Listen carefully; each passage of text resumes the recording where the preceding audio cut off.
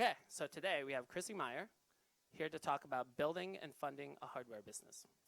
Chrissy has spent the past decade taking hardware products from early concept through high volume production. After getting her MS in electrical engineering from Stanford, she led several projects at Apple and Square. She was also a founding team member at Pearl Automation, a vehicle technology startup.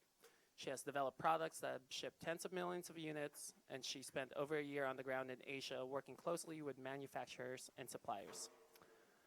Chrissy is currently a partner at Root Ventures, a Seedstage hard tech venture capital firm. At Root, she invests in deeply technical teams that are solving problems in robotics, hardware, industrial automation, AI, and machine learning. Please welcome Chrissy Meyer.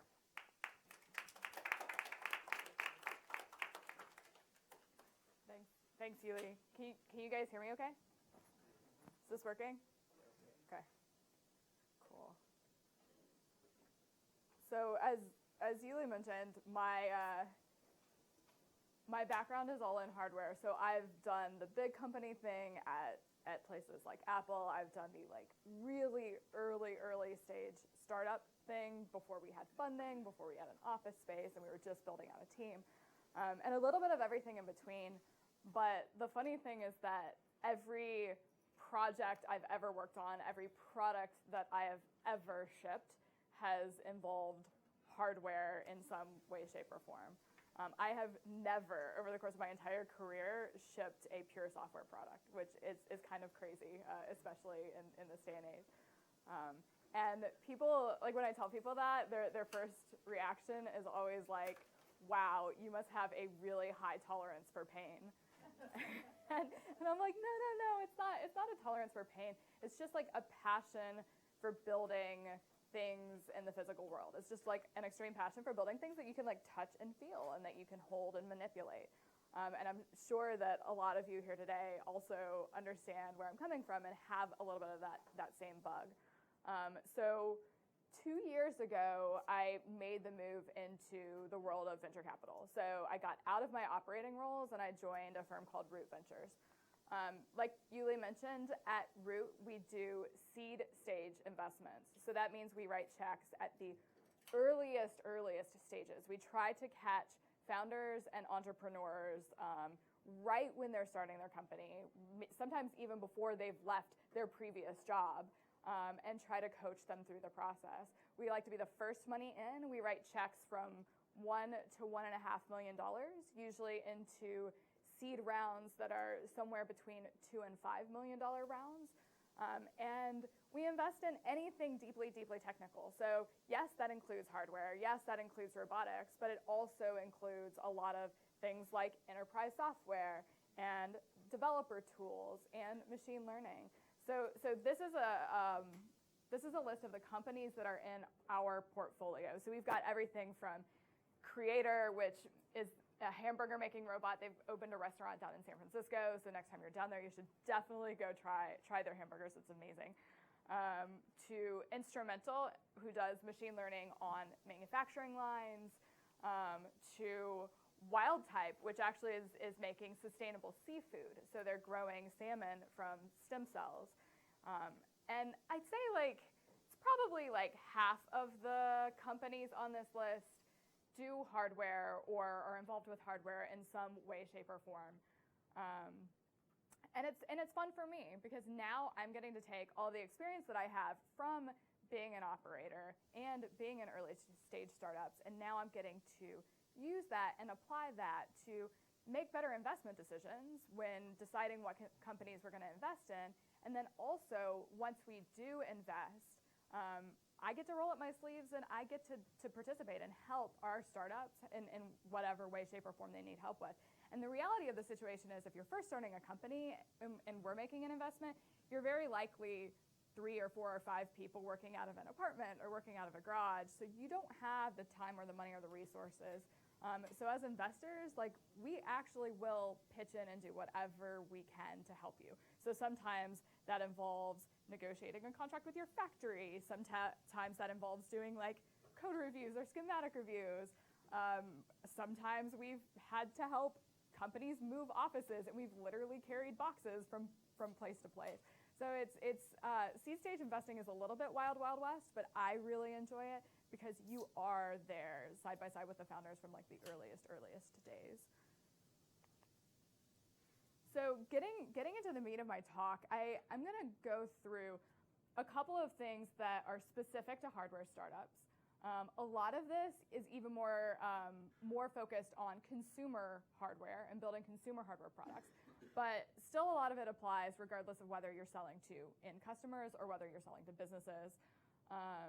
And I'm going to try to answer the question of like, why is hardware so expensive? Like, why does it cost so damn much to develop a hardware product? And then the next question is, even after you've gotten through that development phase, why does the product itself cost so much? Like, why are hardware products so fundamentally expensive? And there's some spreadsheet math and unit economics that I'm going to go through. I'm going to talk about why does it take so long? Why are hardware schedules so long compared to software schedules? And then some common pitfalls, things that we've seen companies do wrong that if you're building a hardware business, it really can sink your company. And then lastly, I'm going to wrap up by going through some tips on what VCs want to see. So if you're pitching a VC on your startup idea, what are the things that we look for in those pitches? So I definitely want to make sure that you guys are, like, I want this to be super interactive. So if you have questions, like, raise your hand, stop me at any point along the way. Do not feel like you have to wait and hold your questions till the very end. Just feel free to jump in at any point in time. So the first question that I wanted to address is just, why is hardware so expensive? And I feel like a lot of people are scared away from building physical products because it costs so much money. And even on the investing side, so my firm is based in Silicon Valley. We've got an office in San Francisco. Even in San Francisco, if you look at the number of investors that are willing to invest in hardware companies, it's a pretty narrow field. There really aren't that many out there, and investors are scared away from hardware. And it's for this reason. It's because it's capital intensive. And the truth is that, like, I can build a pretty amazing iPhone app living off ramen noodles in my dorm room, but when it comes to building hardware in the hardware world, it is really hard to ship a product for less than $1 million or $2 million. And depending on what you're making and the complexity of the product, like, that can creep up to like 5 million, 10 million, 20 million.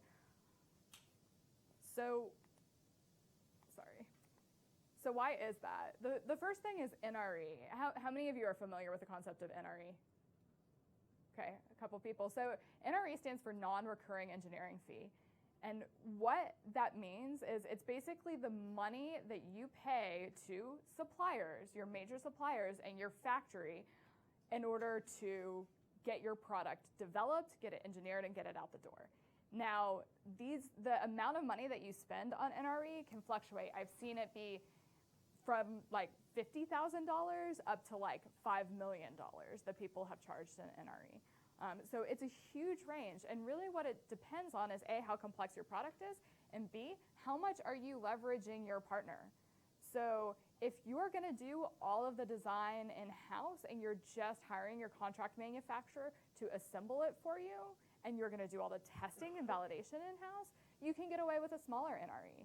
If you literally don't have the people to do that, or you can't scale out quick enough, and you're going to leverage your factory partner to do a big portion of the design, or maybe you're going to ask them to do some of the software development, maybe you're going to ask them to do all the validation and the certification at the ends, then your NRE starts to go up and up and up. If your product involves custom silicon, oh my gosh, this number goes through the roof. If it involves custom cameras, this number goes higher and higher.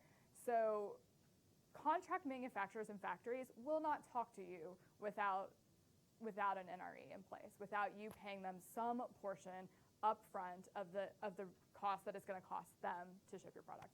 And really what it just covers is it covers their team, their engineers' salaries to support you and your team. This does not include equipment. It does not include test stations. It does not include fixtures. It does not include barcode scanners and keyboards and mice and computers and things that you actually need on an assembly line. Like, all of that is separate. This is literally just covering engineer salaries. And you always want to negotiate this. This is negotiable. Don't ever, ever take the first number that a factory gives you, and just assume that that's what you need to pay. It is negotiable, but always ask them for a breakdown. So a breakdown of NRE should include the exact people and roles that they're going to assign to your product and for how long. So maybe I only need a materials manager for 20% of their time this month, but maybe next month things are going to get crazy and I'm going to need 2 full-time, 100% dedicated materials managers. And same for electrical engineers and software engineers and mechanical engineers. So make sure you have a breakdown of people, you have an agreed upon salary rate that they're going to charge you, and that you know on a month-by-month basis how that support level is going to change, because you can run into major issues if you don't agree upon that up front. Tooling is the next big expense when it comes to building hardware. How many people are familiar with the tooling costs? Okay, few people. So the idea behind tooling is that if you're building low volume, like if you're building 5 of something, 10 of something, 100 of something, then it's very easy to 3D print it. It's relatively it makes sense from a cost perspective to maybe machine it or CNC it. But anytime you're building more than like 1,000 of anything, then machining gets really expensive. 3D printing takes way too long, and it gets, also gets very, very expensive to do. So you have to make a mold. And in the hardware world, we refer to a mold as a tool. And that just, once you cut this mold, and these molds can be pretty intricate. Like they can be pretty complicated, and they can be multi-stages, and there can be multiple shots. But once you make a mold, now all of a sudden you can inject it with plastic, or you can inject it with molten metal, or you can inject it with rubber or whatever, and you can crank out thousands or tens of thousands of your parts really, really quickly and really, really easily. But these molds are incredibly expensive. So I've seen solid steel molds cost anything from like $3,000 on the low end to like $50,000, $60,000 on the high end. And you might say, okay, like a few $1,000 or even $50,000 doesn't sound like a lot of money. But the catch is you have to keep in mind that let's say I'm building a scooter. My scooter might have 100 custom mechanical parts inside of it.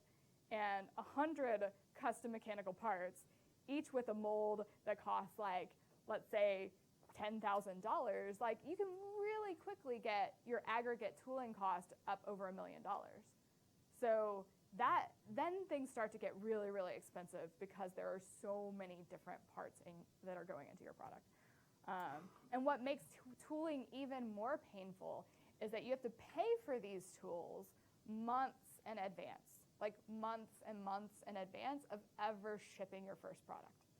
So anyone who has custom tools cut, it's usually 6 to 9 months in advance that you're having to put at least 50% of the tooling cost up front, and they do not like to amortize it over the lifetime of the units. Did you have a question? Yes. Are tooling costs separate from the NRE? Yes.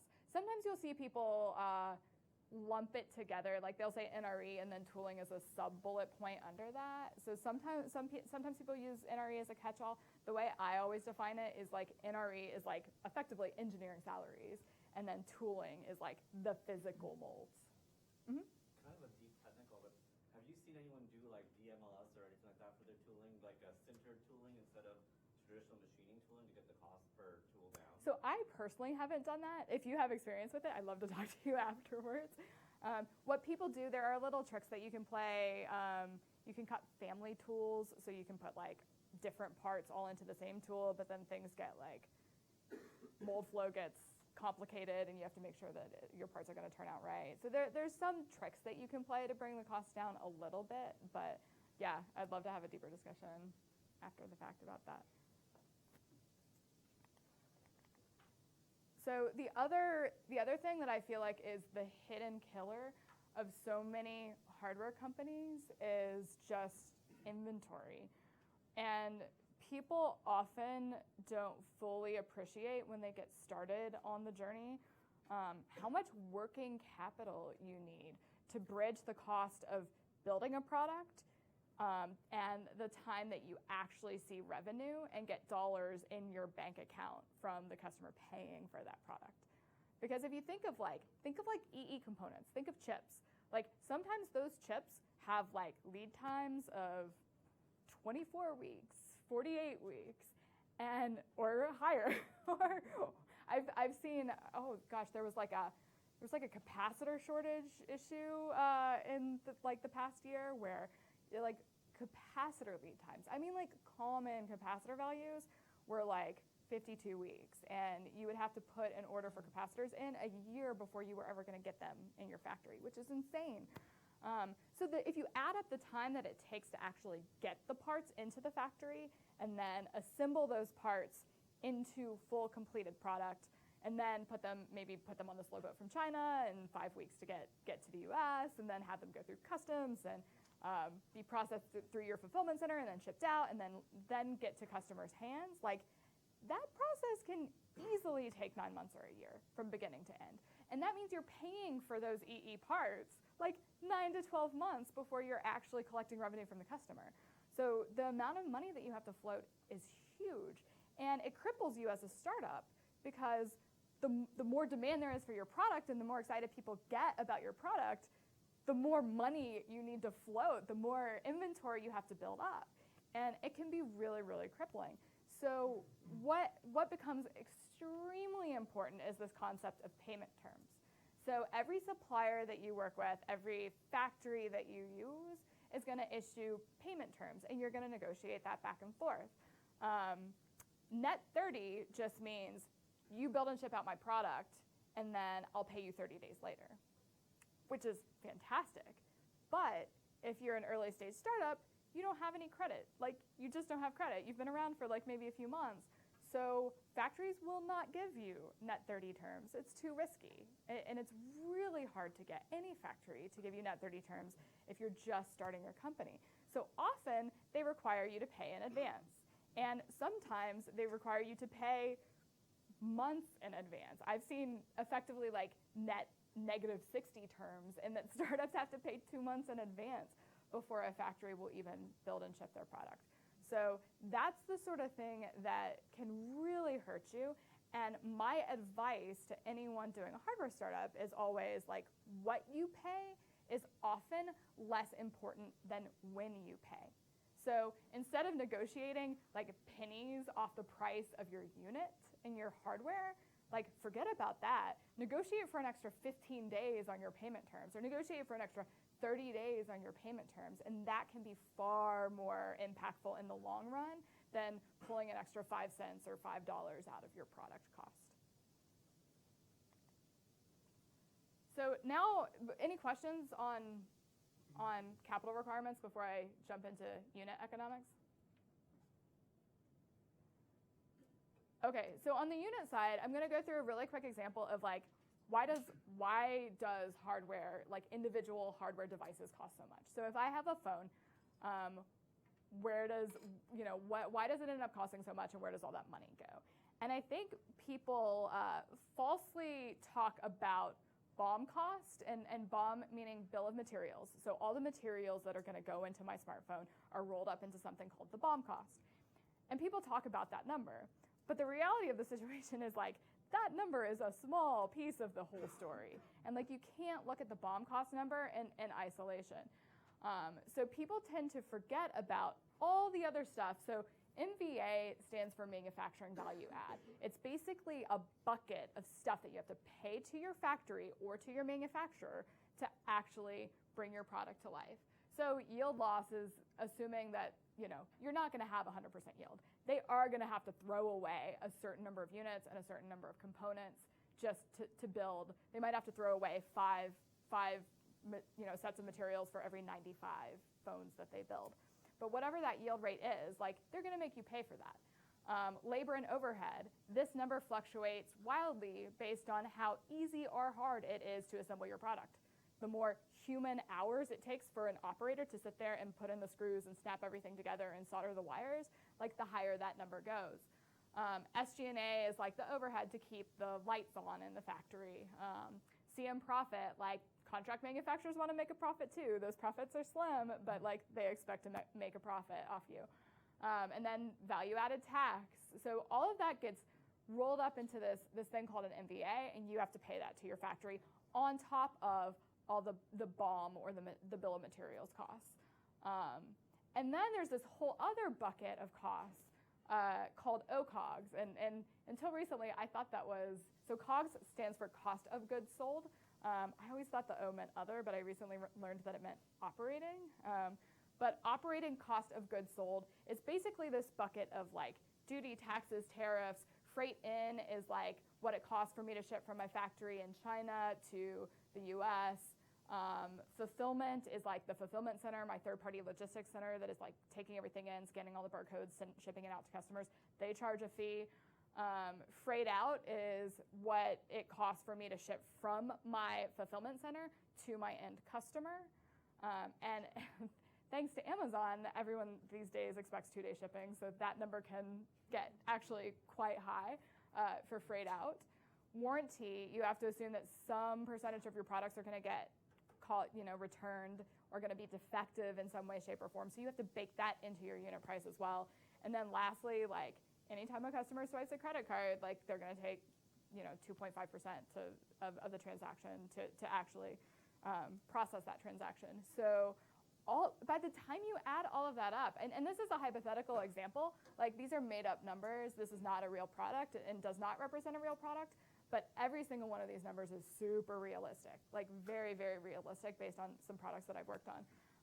And by the time you add it all up, you've added an extra $90 to your $200 bill of materials. So like $90 for all of that stuff feels like a lot. Is there a question? Yes. Question about materials, the bill of materials. Are you including in that the cost of fabricating circuit boards, for example, and getting them through a manufacturing line? Yep. Yep. Usually printed circuit board, manufacturing costs are rolled up into that BOM. It varies based on where you do it. Sometimes your final factory contract manufacturer will do it in-house. Sometimes they'll send it out. But yeah, that does include PCBs. Can you repeat your question so people that are watching online can Yeah, thanks. Keep calling me out for it if I don't do it again. But yeah, the question was, is printed circuit board costs rolled up into that bill of materials? And in this example, yes. So now if the components to go into my phone all cost $200, I have to sell my phone for $400 to collect a gross margin of $109, and then that's a 27% gross margin. Which honestly is like okay, but 27% gross margin is not great. It's definitely not fantastic, but at least I'm making money, right? But this story gets a lot worse. Does anybody have a guess of where I'm going to go with this next? trade war? Not quite. Close. Multiples. How many are you making? Sales and marketing? Volume actually helps. Volume brings the cost down. Sales and marketing, I'm not even going to touch that. That's a whole other beast. I want to talk about retail.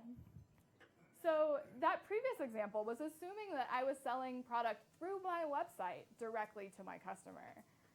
Now, all of a sudden, I want to sell through retail stores. I want to sell through Amazon. I want to sell, put it on the shelves at Best Buy or Target or Walmart or Apple Store or anywhere like that. Well, the good news is my freight out goes down because instead of shipping directly to customers, I'm shipping in big master cartons to the Target fulfillment center, wherever that may be.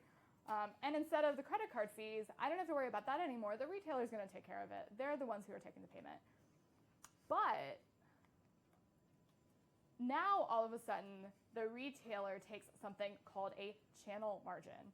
And that channel margin can be anywhere from 20 to 50%, and sometimes even higher. So I'm going to use, for the sake of example, I mean, some places are better and worse than others. Like Best Buy is notorious for taking 40 to 50% channel margin. And that means, like, if I sell a product for $400, if they take 35%, like $140 goes directly to the retailer. I don't get that.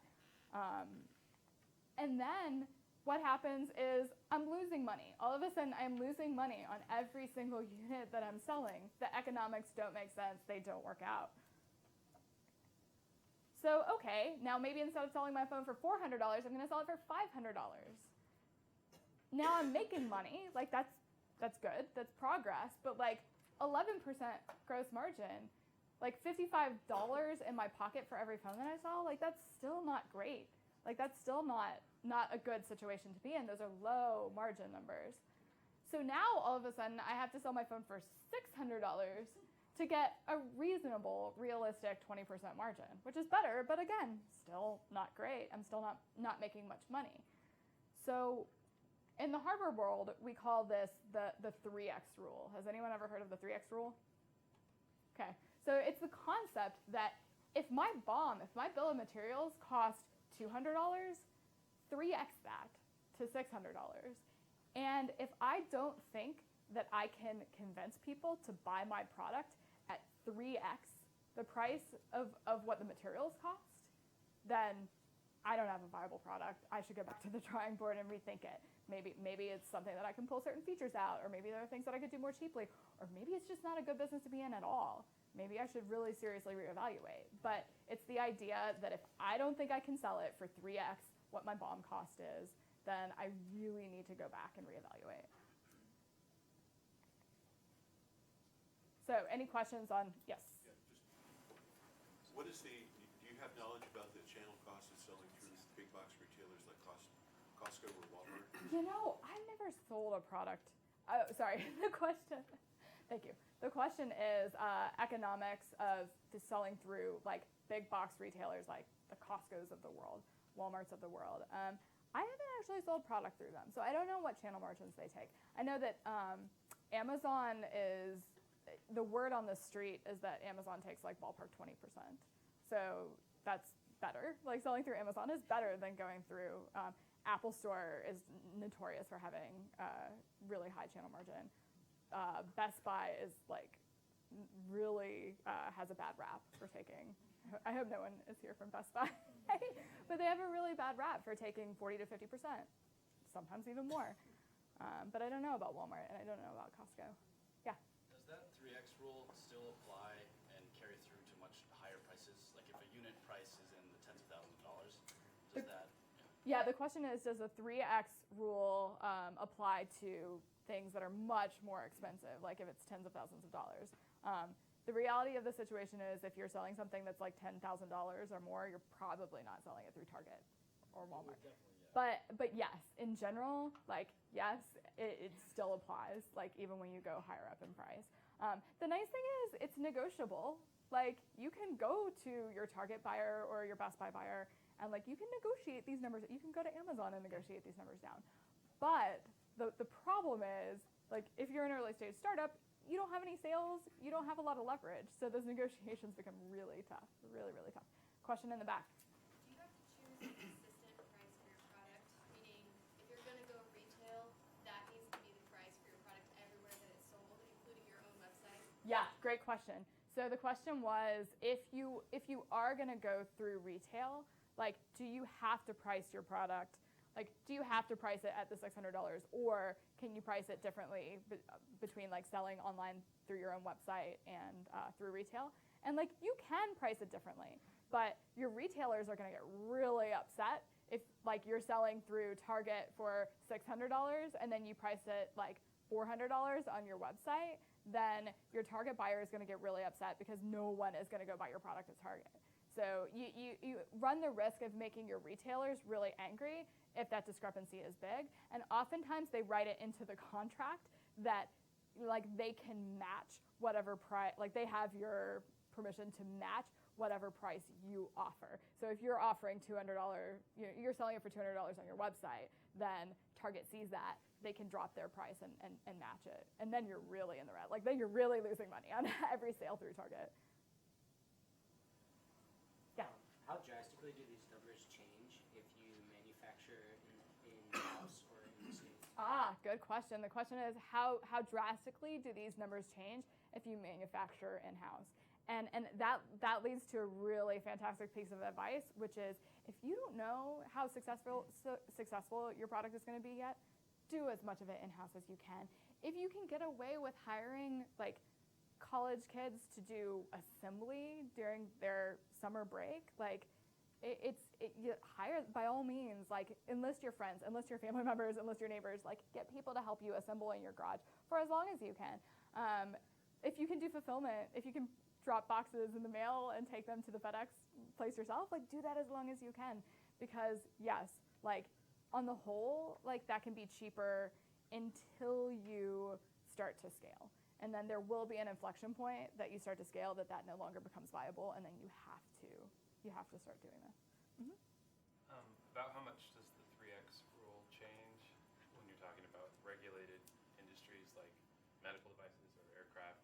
Like something that's regulated, is there like a rule of thumb for FDA controlled or FAA controlled? Yeah, so the question is, how does this change for like heavily regulated industries like aero or medical devices? And the 3x rule applies when you're shipping consumer products. So if you're shipping and selling consumer products, then you've got to watch out for. If you're selling to big businesses, if you're selling airplanes, if you're selling medical devices to hospitals, like this rule does not apply. Yes. In terms of like certifications, does that only apply if you're selling the product? Say you're renting a prototype to be used. Do certifications still need to be done? Awesome. The question is around certifications, and I assume you're referring to like FCC and UL type certifications. Does that apply if you're renting or leasing the product instead of selling the product? It's a gray area, but usually yes. So there's a fuzzy line that you can very often get away with calling something a prototype and not charging people for it, and then you can send it to them before you've passed FCC or before you've passed UL certification. But the moment you accept any amount of money or payment, whether that's like a lease or you're paying me and to own the product, like you have to have those certifications in place. And then just to follow up on that, outside of certifications,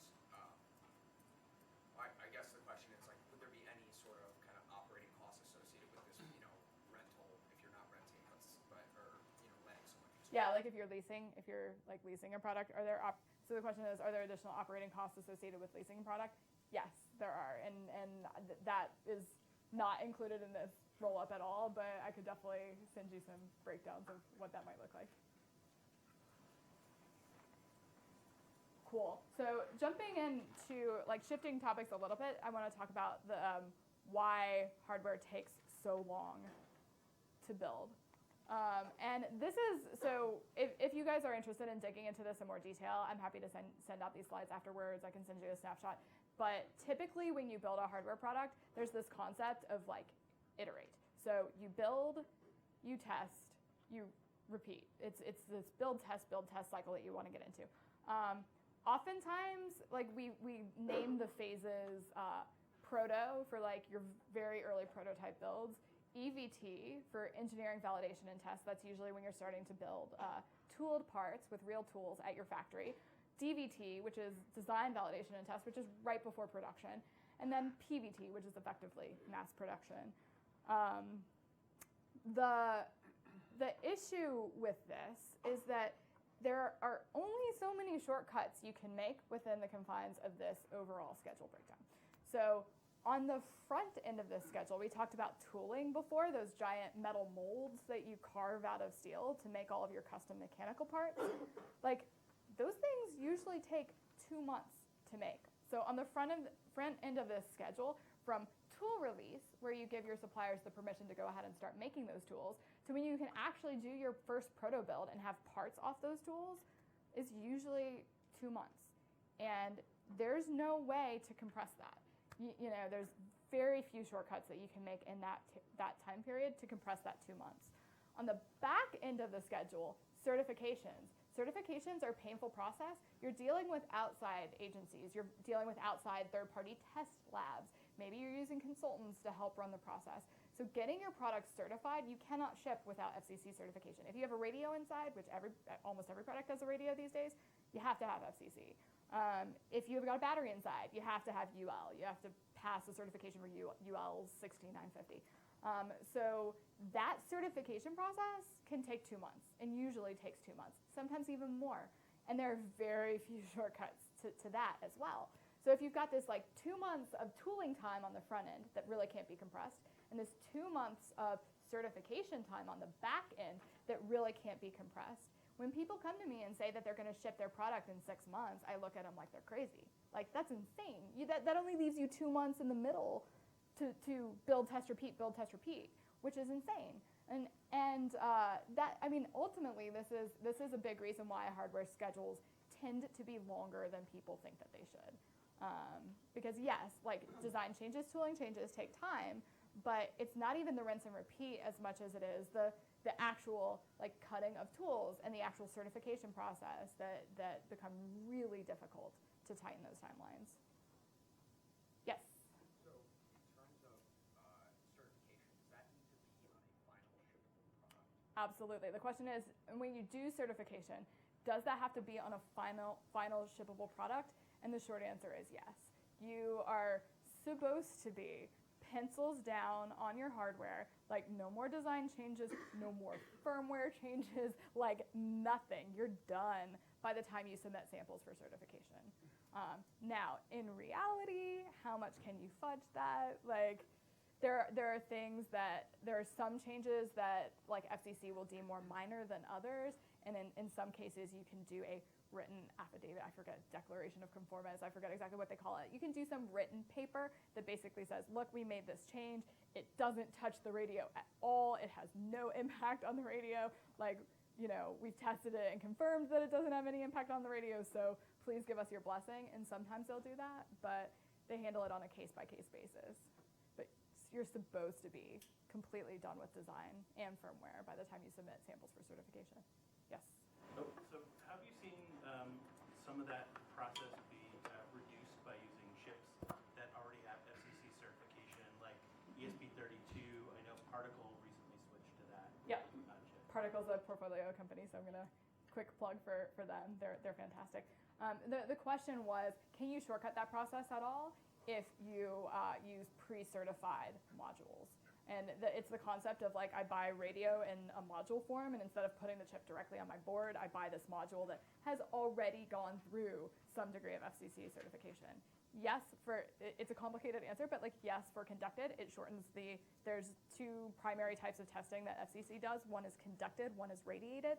Yes, it shortcuts the conducted portion of it. You still have to do radiated. Yes? A couple of questions. So one on the tooling timeline. So you mentioned typically 2 months. Can you comment how that changes for, say, PCBs? Because couldn't that be shorter for, say, boards? Yes, yes. But that expands for, say, ICs, right? Okay, so the question was around tooling, and is that shortcutted for PCBs, for printed circuit boards? Yes. So the tooling timelines that I quote are for mechanical parts, for custom mechanical parts. PCBs are much faster. I can get custom boards like in 4 days shipped from Shenzhen. Like Seedstage is fantastic. I should talk to you about some Okay. pointers on who to talk to for PCBs. Okay, no, I'd love to have that conversation because I've got a long list of like terrible PCB fab houses and like really good ones. And then, actually, I have another one on certification. Yeah. So a lot of people do over there updates, firmware updates on products which have a radio. Yeah. How does that play into certification? So the question was, a lot of people do firmware updates on products that have radios. How does that play into certification? If they're doing what they are supposed to be doing, then they're usually submitting some sort of declaration of conformance and or retesting before they push out a major firmware update to a customer. So just to sort of expand on that, so let's say I have a product out in the field, and if I push that update on a product that I have a board, I go to FCC certification, and then I can push the firmware update. Okay. If you're making radio firmware changes. Yes. Let's say yes. Okay. Yes. Correct. So I just want to wrap up the talk about time with the famous Mark Zuckerberg quote that like if you go to Facebook campus, this is plastered all over their walls. Mark Zuckerberg clearly is not a hardware person because you do not move fast and break things in the hardware world. You might have heard this is the hardware engineering version of Mark's quote. Honestly, I don't like this version either. Like, I never advise people to move slow. I think the correct terminology would be like move deliberetely or move purposefully and make things. But that doesn't roll off the tongue like quite as nicely. But there's all too often I get people that are pitching me at Root on tools that they're building for hardware engineers to make hardware development cycles faster and to make them, and they always say to me, we're going to make hardware development move at the speed of software development.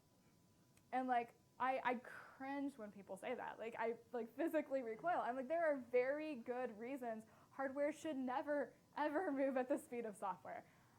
When you cut tooling, it can cost you tens of thousands or hundreds of thousands of dollars to go back and make major design changes.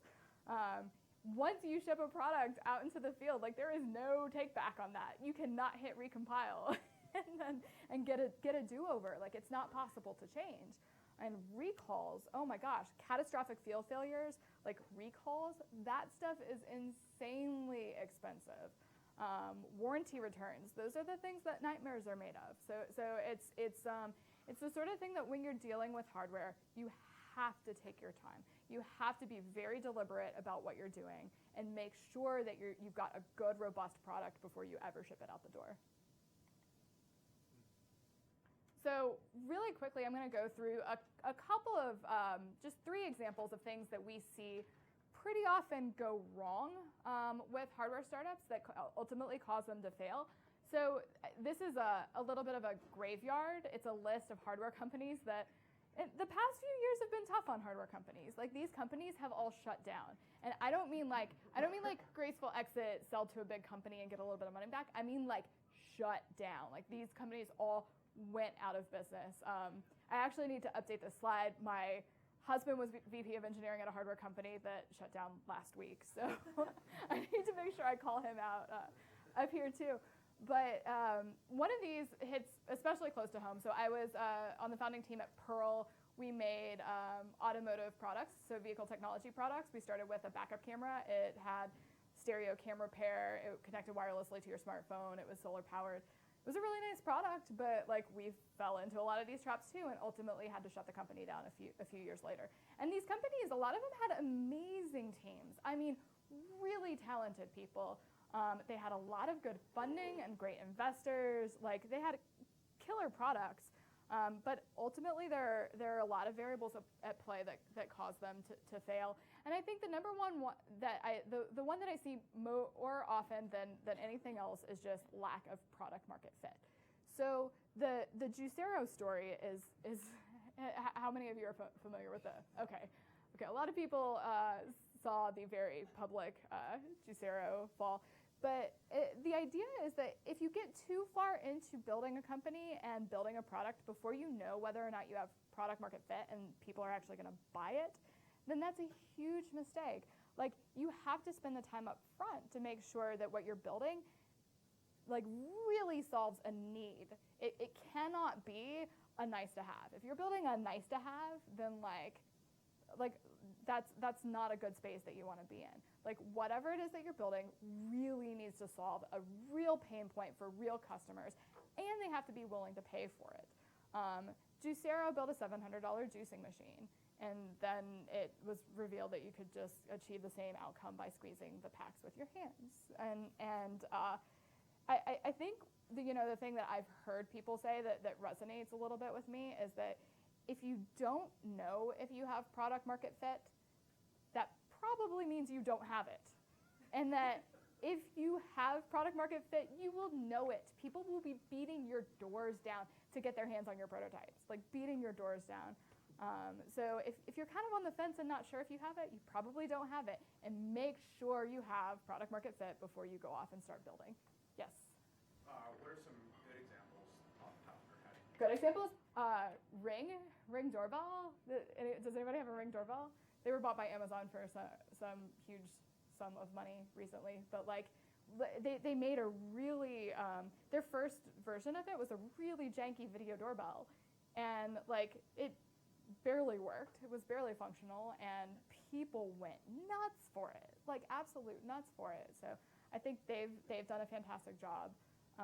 Nest is like the perennial success story. Peloton. Okay.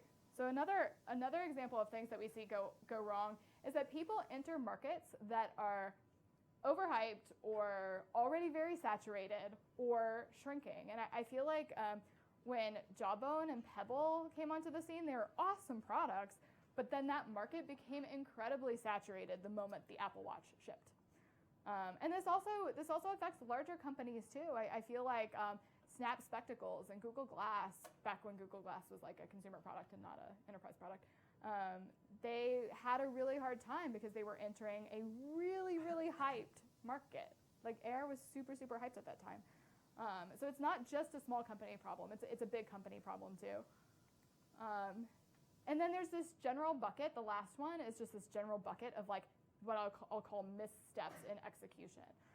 And I think when it comes to consumer hardware, so many things can go wrong that all it takes is one misstep and it can sink your company. So some examples are Doppler Labs. They made like hearables. So if you haven't read it, when Doppler Labs shut down, their founders wrote a really long blog post about a lot of things that went wrong. So if you haven't read it, I strongly suggest you go read that. It's a good one. But they admitted to shipping the product with known reliability issues. Like they knew there were going to be some catastrophic failures, and they felt the time pressure and shipped it anyway. And that's poor execution. They also admitted to improper power budgeting. If you're building a battery-powered product, oh my gosh, like spend the time and make sure you've considered every edge case and every possible way that users could use your product, and make sure that your power budgeting story is like super buttoned up. This is the Lily drone. Does anybody remember the Lily drone? So the Lily just grossly misrepresented what their tech stack could do. Like the videos that they showed like drones taking off out of a lake. It's like whoa. They represented things that just actually were not possible. And I think it's just, the point that I'm trying to make is that you can have the best vision in the world, but even if you have a great vision, and even if you have product market fit, if you can't execute, and if you fail to execute, then like it could be game over. So last topic, I know I only have 8 minutes, so I'm going to try to go through this pretty quickly. But the tips that I have for fundraising are a little bit more generic. So it's yes, these definitely apply to hardware companies, but it also applies to anybody who's out fundraising in general. So people say that they want to start a company, so how do they find the money to go off and fund it? And there are a lot of ways to go off and get money to fund your company. VC and taking venture capital dollars is not the only way. In fact, like I strongly encourage people to explore non-dilutive grants, NFS, SBIR grants, to explore doing small angel rounds before they ever approach an institutional venture capital investor. I don't always recommend crowdfunding, but like that's a topic for another day. I'm happy to have that conversation. Small business loans, incubators, bootstrap it if you're independently wealthy, but most of us aren't. And like venture capital, it's weird for me to say this as a VC, but VC is not always the right first step, and usually it's not the right first step to go seek out money. And why is that? Like the way VC is structured, when you do seed stage investing, you have to assume that most of your companies are going to fail. So this is not representative of Root Ventures. Obviously, our portfolio is far better performing than this. But the average seed stage investor is going to invest in 20 companies and assume that 10 of them are just going to flat out fail. They're not going to get a single dollar back. And that 9 of them are going to have mediocre returns. So maybe I'll get my money back and that's it. Maybe I'll get like 2x my money back, but it's going to be an okay return. And then one of those 20 will be successful. One of those 20 will succeed. So what that means is that one company that succeeds has to be like hugely successful. I mean like 100x return in order to cover all of the money that I lost from those failures. So what that means is that VCs have a tendency to encourage companies to grow fast, fail fast. So if I encourage companies to fail fast, that means the winners bubble to the top. And it means that I know as a VC what companies in my portfolio that I should focus and spend all my effort and time and resources on. So it's kind of a weird, slightly perverse incentive, and it just means that once you get on the VC train, like you're going to be expected to grow, and you're going to be expected to grow quickly. And if you're not ready for that, you should hold off on raising VC dollars. And another important point to make along those lines is just that profitable does not mean VC backable. Because VCs want fast growth, they expect to see hockey stick growth. Most companies do not fall into that category. So you can be profitable, you can be making money and still not see hockey stick growth. And if that's the category that you fall into, then explore other funding options. You're not a good fit for VC. And this is hard for me. Like, my background's in electrical engineering. I see a cool technology or I see a cool product and I get really excited about it. I'm like, oh my gosh, that's amazing. But if there's no path to that hockey stick growth, it doesn't matter how cool the product is. It's not venture backable. So last slide is, if you're pitching VCs, what do VCs want to see? Like, what do we look for when people are pitching? The first one is a large market, large vision. So the mistake that I see most people make when they come in and pitch me, they're really excited to talk about their product. Here's this really cool product that I built. Here's a really amazing robot. Don't you want to see the demo? And yes, I do. But that's not where you start. You start with the biggest possible vision. So instead of saying, here's a robot that moves a box from point A to point B, you say, I am rethinking how fulfillment and logistics work. I'm going to disrupt the entire fulfillment and logistics industry. And this is where I'm starting. So it's you sell them on the vision, and that vision has to be huge. It has to be huge. And then once you've sold them on the vision, then take a step back and talk about your first product and how you're going to start down that road. Question in the back. Listening to pitches and you hear like cliche quote unquote words like disrupt or like paradigm, to your investor ear, like do you what's your reaction? Should we keep doing that? Or? So the question is, when you hear words like disrupt and paradigm, is that a turnoff? And the short answer is like, no, I use those words too. so no. Like I think more important than the exact terminology you use is just how grand your vision is and how much passion you convey. And if you have to use words like disrupt and paradigm in order to convey that you're passionate about what you're doing, then like do it. But if it feels forced and not authentic, then don't do it. So in addition to just like a large market, like you've got to have the right team in place.